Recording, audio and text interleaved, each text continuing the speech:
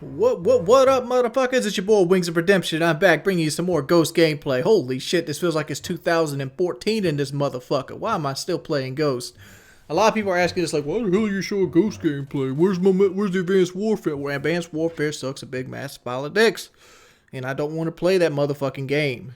I much rather play this game than Advanced Warfare. So if I gotta do COD commentary, I'd much rather play this shit. But why? Because I don't have to try as fucking hard. I don't have to fucking put on my MLG Sweatfest, MLG sweatbands, motherfucking, fucking, Gamma Lab fucking sponsored drink to fucking play the game, dude. I don't want to do that. And I never wanted to do that in Call of Duty. The only sweaty in the fucking lobby I ever want in the lobby is me. That's it. I'm the only sweat motherfucker I want in the lobby. And that don't happen over there at Advanced Warfare. But we're not here to bash Advanced Warfare. We're going to go and talk about another topic for today. And that topic is shitting your pants. Oh, well, wait up. That wasn't what I was talking about. Let me check my notes here. What was I fucking doing? The real topic I want to talk about today is the sad state of affairs that is what we call gaming in this general day and age. Are there still good games made? Yes, there are still fucking fantastic games made. And there are good games that are going to be made. But I find it sad that I spend most of my days hoping and praying that the next announcement by Bethesda is going to be Fallout 4. Why? Because I know Fallout 4 is going to be a good game regardless. And it also makes me sad that they don't overuse the fucking IP itself. What do you say? Overuse the IP? Well, it's been almost 5 years since Fallout New Vegas came out. 5 years, dude. Just think about it. 5 years. I remember when I was a kid, video games used to seem like an eternity for 5 years. I remember when I used to play Resident Evil 1, and I felt like Resident Evil 2 would never happen, and that was only a year wait. And then after Resident Evil 2, I was sitting there waiting forever for Resident Evil 3, and guess what? That was like another year wait. I remember sitting in my fucking math class, pretending me and my brother were like RPD agents, and we were picking weapons we would have to go out to. And I wanted to go through Raccoon City and like look in other people's houses and find items and things of that nature. And my imagination was running wild. I remember when I was at my Diablo 2 stage, when I would sit there play Diablo 2, and I would think about items I could find while I was, in high school, and I would sit there I'd be writing out builds on what was the best way to item manage that. It was just fun. It made me excited. It got me excited to do video games. And few games nowadays do that anymore. The last game that did that was actually Bloodborne. And Bloodborne, sad to say, is already kind of dull to me, mainly because it's a single player experience. You can't just replay it over and over again. Well, you can, but you got to give it some time in between. You just can't constantly beat the game 5 times in a week and a half period and be like, well, I guess I'll play Bloodborne again today. You get kind of burned out on it. But if it was a co-op experience, you could play it with other people. You could help other people through it. You could help other people get achievements. I've missed the co-op experience, and I missed video games experience as a whole. I've done a commentary on this before where I touched on how I think video games, the fact that they've become so expensive and how they've artificially placed the price tag on things. What do I mean by artificial inflation? Let's go and give you a backstory on something I used to do or something I experienced. Shortly after 9/11, I had just gotten out of high school. It was like 2003. I was working for Domino's Pizza. And during that time, gas shot up to over $4 a gallon in South Carolina. So what happened is the gas for the pizza delivery trucks also went up, and that also put more food costs on the store. Well, all of a sudden, you can't start selling pizza for like $4 or $5 more to make up for the extra food costs. So what they did is they started cutting corners. They put less sauce on the pizza, they put less meat on the pizza, they put less ingredients on the pizza and sold it for the same price.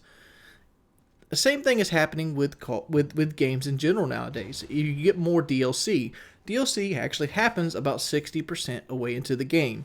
Most of the DLC that you see in game is already being made or already in the effort of being made before the game comes out. The reason that is, and there's this thing called on disc DLC, and the reason those are so popular is because it artificially inflates the price scale. I remember Modern Warfare 3 came out. A thing called Call of Duty Elite was launched. You guys remember Call of Duty Elite? I do. I bought a lifetime membership to that motherfucker. And you know what didn't happen? It lasted like 3 goddamn years. I think Call of Duty Elite lasted Modern Warfare 3 and Black Ops before they shut that motherfucker down. Where's Call of Duty Elite now? Well, no, it's now changed its name to a season pass. But that shit's so fucked up, dude. And Call of Duty Elite was actually fucking cool as shit. I bought 2 copies of it, one for the Xbox 360, one for the PS3. But Modern Warfare 3 had really good DLC. They had so much shit they actually gave you with it. You got fucking like, Spec Ops maps, you got map packs, you got, matter of fact, who gives a shit what you got? Because I know there's a motherfucker right now, you're like, you hated Modern Warfare 3, Wings. You right, I did. I still do not like Modern Warfare 3. But, Advanced Warfare showed me how shitty a Call of Duty game can be. And in comparison to Advanced Warfare, Modern Warfare 3 looks like a fucking bargain and a masterpiece. That's my piece with that. And I really did enjoy the single-player campaign of Modern Warfare 3, and I also enjoyed the Spec Ops missions on Modern Warfare 3. The only thing I didn't enjoy about Modern Warfare 3 was the multiplayer. And even then, it wasn't as bad as some of the later institutions' multiplayers. Like, I know this is going to get crazy, but I didn't like the Black Ops 2 multiplayer. It was a fun game, and I liked the league play aspects of it, but I hated the fact that sound was worthless. To me, a Call of Duty game, sound is everything. That's why I like Ghost so much. Not because Ghost is a terrible game, but because Ghost has well, that doesn't make sense anyway, but because Ghost has wonderful fucking sound. If you're a smart, aware player, Ghost gives you all the tools you need to make sure that the gunfight is never going to catch you off guard. And a lot of people out there say, well, good sound makes campers camp, Who gives a fuck? Literally. Most people herald Call of Duty 4 as the pinnacle of motherfucking gaming, and dead silence didn't even work in that motherfucker. You could very easily turn your Astro A40s up, bitch, and, hear everybody walking in the world. I remember at 1v1 Kyle on shipment, and he got upset because I was so good at sound whoring.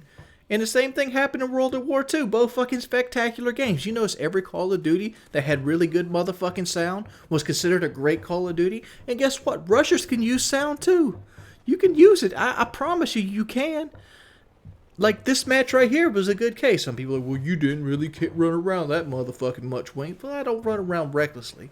I don't feel the need to endlessly run on a map to make it more enjoyable. You know what I I find Call of Duty enjoyable? When I'm having a good time and I'm in these motherfuckers right here. When I'm raining down death and hellfire and sending more motherfuckers to the grave than the Nazi regime, that's when I'm having a good time. Not when I'm over there dying and having the twitch reflexes. We Eddie the Chump in this motherfucker. It ain't no twitch reflexes up in this bitch. I beat people through tactical play and superior shot. That's all I do. I'm not good at twitch reflex at all. But you know what I am good at? Video games. And I use video games because I'm good at manipulating people and making sure that I know what's going on at any given time. I mean, the only game I've ever been terrible at that I put a whole heap of time into was motherfucking Halo. I don't know why I never got good at Halo. I just couldn't get that game. But that's okay. You don't have to be good at every game that you play. And I'd be hard pressed for people to call me a bad gamer. But besides the point, I love DLC in games, and I feel like games should release the DLC faster than they do. And I hate motherfuckers that sit there and say that, well, they should have DLC, blah, blah, blah, blah, blah, blah. Quit crying about what they do with DLC. You don't have to buy the bitch. That's why it's called downloadable content. If you don't like the motherfucker, don't buy it. Don't ruin it for everybody else that does like it. Just imagine you had one bitch motherfucker crying that he didn't like DLC in Fallout New Vegas. Oh, that money didn't hit. It was on this DLC, blah, blah, blah, blah. And then they didn't make the other 3 DLC because of his bitch ass. Just imagine that. Because that's what happened to Call of Duty. More people whined and cried about sound coming out of the game and how, things were overpowered and this and that and how this should be fixed and how it should be more fast-paced, how they should hurt campers, how explosives shouldn't happen. And what do you have? A clusterfuck of a game that's unplayable that made Nadeshot quit. Why did they make Nadeshot quit? I'll see you guys tomorrow. I'm gonna go cry.